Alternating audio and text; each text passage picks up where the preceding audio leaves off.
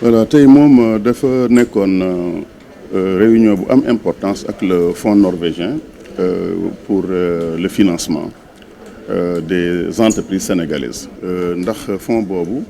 c'est la première fois mu ñëw Sénégal ci fanweeri réew la nekk ci àdduna bi dont le Sénégal li tax fonds bi jóg mooy xam ngeen ne Sénégal li nga xam ne moom mooy entreprise yi dañuy jokkanteeg financement pour trois raisons d'abord banques yu mag yi 10% rek la ñuy financer ci PME yi nga xam PME yi 97% la donc amuñu ay financement yu doy ñaareel mooy financement banque yi dafa cher 10% ngay fay intérêt loolu ku ne xam na ne entreprise yu bëri mënuñu koo supporter ñetteel bi mooy suñu entreprise yu bëri amugoon formalisation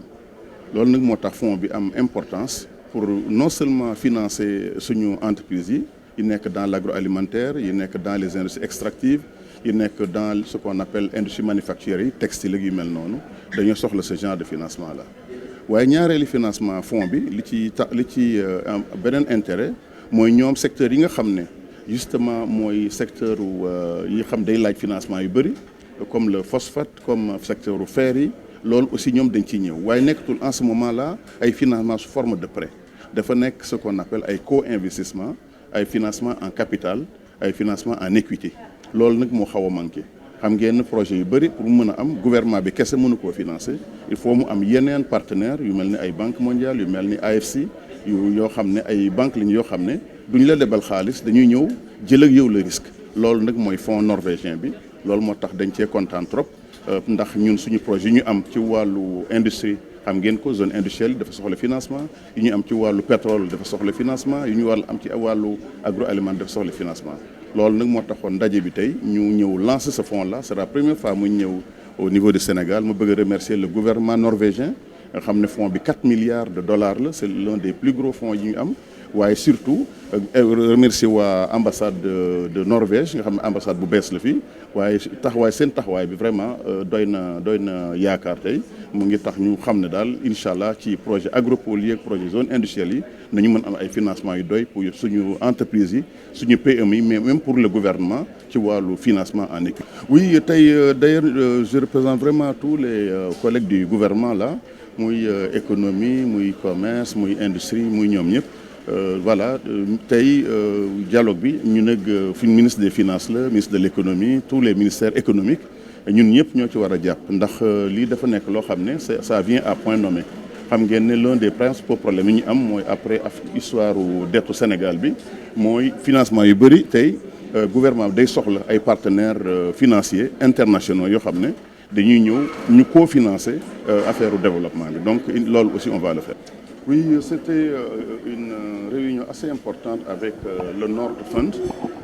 qui est un fonds donc de Norvège. Je voulais remercier d'abord la directrice du fonds, remercier aussi l'ambassadeur justement de Norvège. Il s'agit d'un nouveau fonds qui n'est présent que dans 30 pays de 4 milliards de dollars et qui est mis à la disposition donc d'abord des entreprises sénégalaises, des petites et moyennes entreprises sénégalaises, des entreprises de taille aussi moyenne, mais aussi des grosses entreprises. Vous savez que le secteur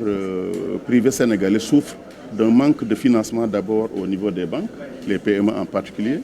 souffre d'un taux d'intérêt très élevé, là où le taux d'intérêt est de l'ordre de 3%, 2% en Europe. Chez nous, il est de 10%, voire même 11%, c'est extrêmement élevé, et souffre aussi juste d'un problème d'accès au financement. Or, dans le plan Sénégal 2050, le secteur secondaire, qui n'est que de 25% aujourd'hui, la part au PIB, va monter à 40%, puis à 50%. Et pour cela, il n'y a pas de secret, il faut trouver des financements. Donc le fonds nous apporte deux types de financement. Un financement d'abord pour le secteur privé sénégalais, PME, entreprises moyennes et grosses entreprises, un financement qui vient à point nommé, mais un financement long. C'est-à-dire un financement qui va au-delà de 5 ans, de 7 ans, des financements de l'ordre de 12 ans, de 15 ans, et ainsi de suite. C'est ça qui fait défaut. Ce financement va permettre à nos entreprises sénégalaises de pouvoir investir dans des usines, dans l'aménagement de centrales solaires, dans des secteurs très stratégiques, mais aussi dans le domaine agricole et dans le domaine agroalimentaire, dans le domaine de la distribution.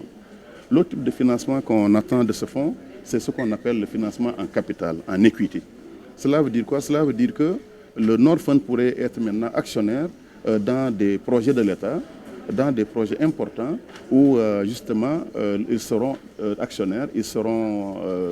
assisteront des actions et ils seront dans le board pour aider justement à transformer notre phosphate, à transformer des matières premières importantes, à transformer le fer de la Falémé et d'autres projets importants. Et c'est ça qui manque précisément. Nous avons très peu d'entreprises, très peu de fonds capables justement d'investir dans de l'equity, c'est-à-dire être actionnaire aux côtés du gouvernement pour transformer nos matières premières. Donc je voulais vraiment les remercier pour cette innovation-là et remercier de tout ce qu'ils pourront faire pour nos agences de développement telles que l'ADPME, le bureau de mise à niveau, où il y a une très forte demande en financement court, en financement moyen, en financement long et au niveau du gouvernement pour les financements, donc en equity, c'est-à-dire en investissement.